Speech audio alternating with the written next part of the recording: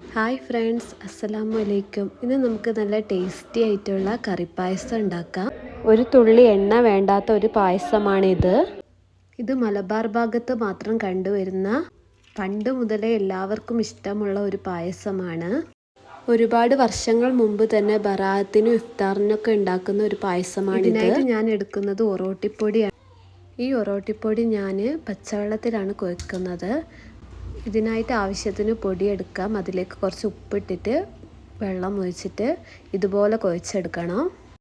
ഇത് കുഴക്കുമ്പോഴേക്കും മറ്റൊരു പാത്രത്തിൽ ഇതിനായിട്ട് ഞാൻ 1/2 കിലോ ശർക്കരയാണ് എടുക്കുന്നത്. ഇത് ഉരുക്കാൻ വേണ്ടി പൊടി കുഴച്ചെടുത്തത് നമുക്ക് ഒന്ന് ഉരുട്ടിയെടുക്കാം.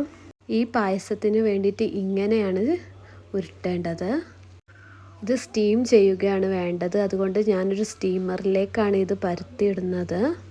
നമ്മൾ മെൽറ്റ് ചെയ്യാൻ വെച്ച ശർക്കര നന്നായിട്ട് മെൽറ്റായിട്ടുണ്ട്.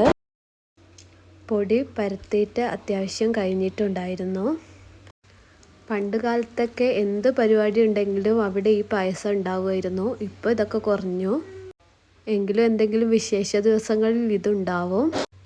പിന്നെ ഇതിലേക്ക് ആവശ്യമുള്ളത് 1/2 തേങ്ങയാണ്. നമുക്കിതിൻ്റെ തേങ്ങാപ്പാൽ എടുക്കണം. 1-ാം പാലും എടുക്കണം, 2-ാം പാലും എടുക്കണം. ഞാനിവിടെ എടുത്തു വെച്ചിട്ടുണ്ട്. സ്റ്റീമറിൽ വെച്ചത് ഒരു 20 മിനിറ്റ് കൊണ്ട് റെഡിയാവും. ഒരു ചെറിയ പാത്രത്തിൽ അല്പം അരിപ്പൊടി എടുക്കാം. അതിലേക്ക് കുറച്ച് വെള്ളം ഒഴിച്ച് വെക്കുക.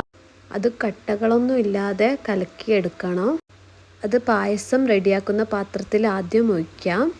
കട്ടകളൊന്നും ഇല്ലാന്ന് ഉറപ്പ് വരുത്തണം. ശേഷം അതിലേക്ക് നമുക്ക് ശർക്കര ഉരുക്കിയത് അരിച്ച് ഒഴിച്ചു കൊടുക്കാം. ഈ അരിപ്പൊടി ഒഴിക്കുന്നത് പായസം നല്ല ടൈറ്റ് ആവാൻ വേണ്ടിയിട്ടാണ്.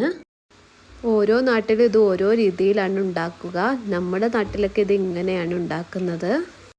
ഇനി നമ്മൾ സ്റ്റീം ചെയ്ത് വെച്ച പിടി ഇതിലേക്ക് ഇട്ട് കൊടുക്കാം. നല്ല രസമുണ്ടല്ലേ കാണാൻ? എല്ലാവരും എൻ്റെ ചാനൽ ഒന്ന് സബ്സ്ക്രൈബ് ചെയ്തിട്ട് കാണണേ. ഇഷ്ടപ്പെട്ടാൽ ലൈക്ക് തരാൻ മറക്കരുത്. സബ്സ്ക്രൈബ് ചെയ്തിട്ട് തൊട്ടടുത്തുള്ള ബെല്ലൈക്കൺ ക്ലിക്ക് ചെയ്യുക. എങ്കിൽ മാത്രമേ ഞാൻ ഫ്യൂച്ചറിൽ ഇടുന്ന വീഡിയോസ് നിങ്ങൾക്ക് കാണാൻ കഴിയുകയുള്ളൂ. സ്റ്റൗ ഓണാക്കിയിട്ട് നമുക്ക് ഈ പായസം അടുപ്പത്ത് വെക്കാം. ഞാൻ കുറച്ച് കടല ഉപ്പിട്ടിട്ട് വേവിച്ച് വെച്ചിട്ടുണ്ടായിരുന്നു. അത് ഇതിലേക്ക് ഇട്ട് കൊടുക്കാം. കടലയ്ക്ക് പകരം പരിപ്പ് കടല എടുത്താലും മതിയാവും. അതായിരിക്കും കൂടുതൽ ടേസ്റ്റ് ഉണ്ടാവുക. അതിവിടെ ഇല്ലാത്തതുകൊണ്ട് ഞാൻ ഇത് ഉപയോഗിച്ചു എന്നേ ഉള്ളൂ. പിന്നെ ഞാൻ ഇതിലേക്ക് 2 നേന്ത്രപ്പഴം എടുത്തിട്ടുണ്ട്. അത് ഇതിലേക്ക് ഇട്ട് കൊടുക്കണം. തേങ്ങാപ്പാൽ ഒഴിക്കുന്നത് ഇതിൽ നല്ല ടേസ്റ്റ് നൽകും. ആദ്യം തേങ്ങയുടെ 2-ാം പാൽ ഒഴിച്ചു കൊടുക്കാം. 2-ാം പാൽ ഒഴിച്ചതിന് ശേഷം ഇത് നന്നായിട്ട് മിക്സ് ചെയ്യുക. എന്നിട്ട് ഇതിലേക്ക് ഏലക്കാപ്പൊടി ഇട്ട് കൊടുക്കുക. കുറച്ച് ചെറിയ ജീരകം പൊടിച്ചത് ഇട്ട് കൊടുക്കുക. ഇനി ഇത് നന്നായി മിക്സ് ചെയ്യുക.